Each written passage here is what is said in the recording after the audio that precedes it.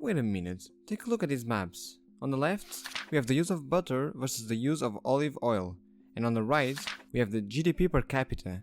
Do you see what I'm seeing? Does this mean that in order to be richer, we simply have to cook with butter?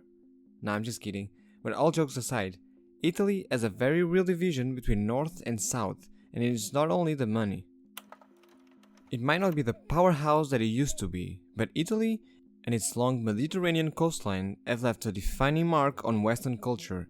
The people of Italy took advantage of that coastline and turned it into what is considered to be one, if not the greatest empire the world has ever seen, the Roman Empire. Stretching from Portugal to as far as the Caspian Sea and Persian Sea, from Egypt to England, including the entire Mediterranean and all of the countries in its shores. Rome used to dominate the known world and managed to reign unified for 1,000 years. But now, it's struggling to keep itself together, with people claiming Italy is not even a country, but rather just a group of individual regions. So why is that? Yes, all countries have differences depending on the region, and normally tend to have poorer regions that significantly divide a country. Take Spain for example, that clearly is statistically richer near the Pyrenees and the French border than in the south. More on that on a later video, but in this case it's a little different. Yes, the north is also richer, but the houses in the south generally have no heating system, plumbing is more like a bleach bucket, the toilets are porcelain holes in the floor, no paper or soap in restaurants, and one-room houses with goats tied to front porches it's not uncommon. Much like East Germany, Italy's south is heavily subsidized. Please check out my previous video on the situation in Germany.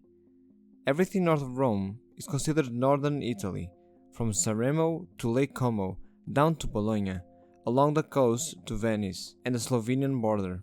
It is the country's industrial powerhouse, responsible for producing 90% of all the exports, and home to several of the largest urban conglomerates like Turin, Milan, Florence, etc. But northern Italy is much more than its cosmopolitan cities. Southern Italy, on the other hand, is much more traditional and rustic. With no land borders, it is influenced mainly by the Mediterranean Sea and often compared to Greece and Spain. And that comparison didn't come out of the blue. You see, before the year of 1861, Italy as we know it today didn't even exist. It was only after the Kingdom of Sicily and the Kingdom of Naples, which collectively had long been called the Two Sicilies, were annexed by the Kingdom of Sardinia, that the peninsula was finally unified and later became the Kingdom of Italy.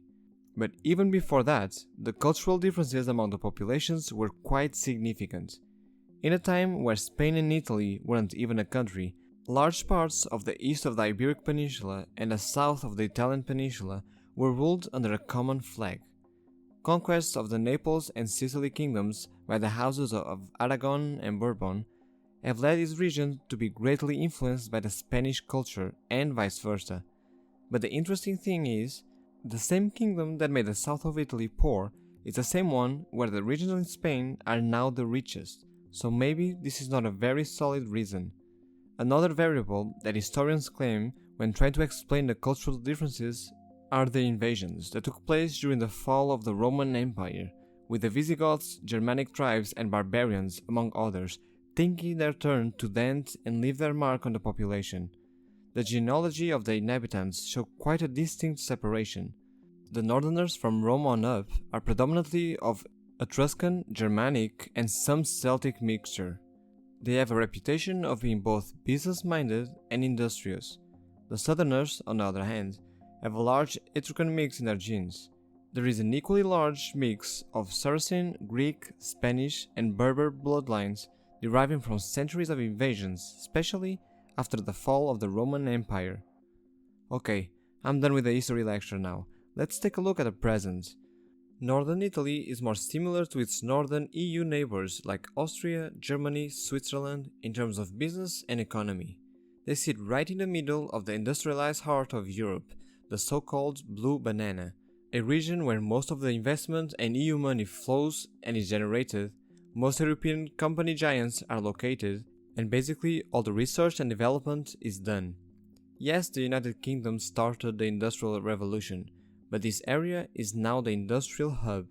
In my opinion, these history factors don't play as big of a role as people may think. I believe that it has more to do with different factors. It is scientifically proven that temperature plays a big part in our brain's productivity. It is simply harder to think when it's hot.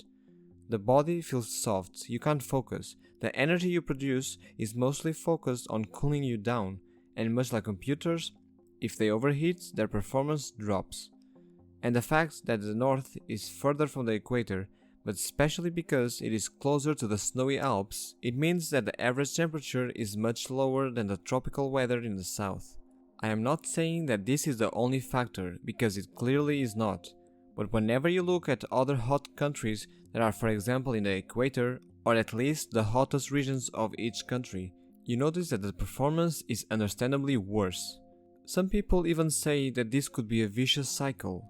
Hotter regions attract seasonal tourists, making the regional economy become more dependent on tourism. This lazy environment attracts lazy people. Retired couples flock to these areas, and simply the fact that this weather is nice all year round, you'd rather be outside of your house preparing a barbecue. And if tourism grows and the money is not used wisely, and is only wasted in making the city clean and nice for the visitors, the local population won't have qualified jobs to look up to.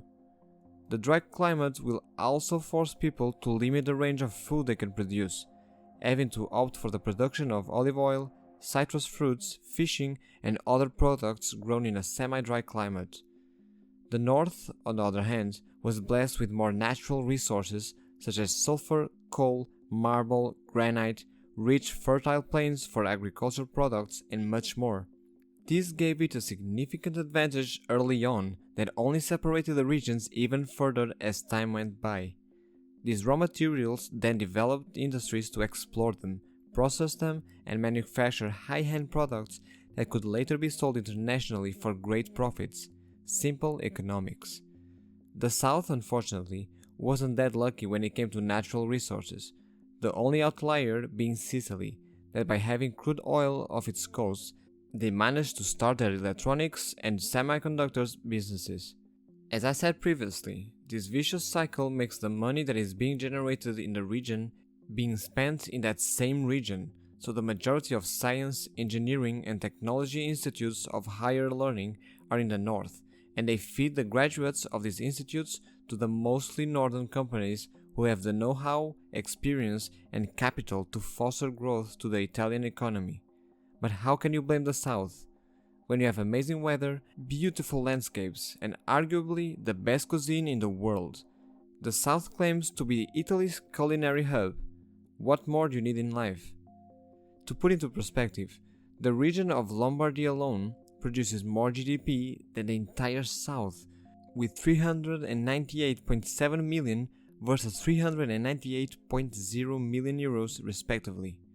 If the South and the North were separated into different countries, the North would have the GDP per capita more similar to France, and the South would be comparable to Spain.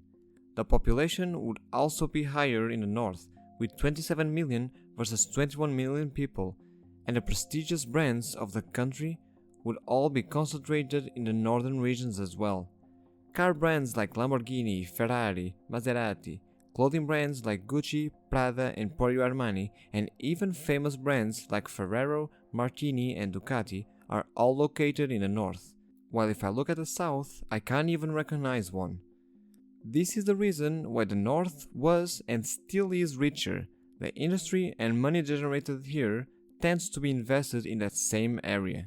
Another country that has staggering differences inside its borders is Germany. The difference between East and West is so big that the western part has to subsidize the other every year to try and reduce this discrepancy, but it's not working very well.